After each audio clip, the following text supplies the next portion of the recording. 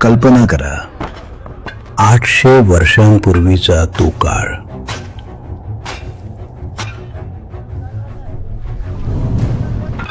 जेव्हा बार्शीच्या भूमीवर एक अद्भुत इतिहास घडत होता. हेमाडपंथी शैलीत उभं राहत होतं हे भगवंत मंदिर.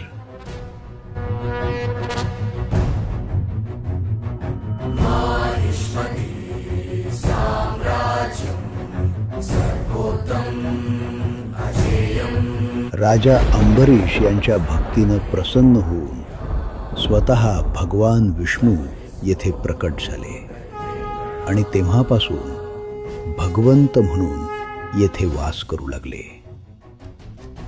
काळ बदलला, साम्राज्य बदलली, पण श्रद्धा तशीच राहिली. आजही हे मंदिर हजारो भक्तांच्या विश्वासाचं केंद्र आहे. बार्शीचं भगवंत मंदिर हा केवळ इतिहास अनुभव नाही, तर एक जिवंत अनुभव आहे.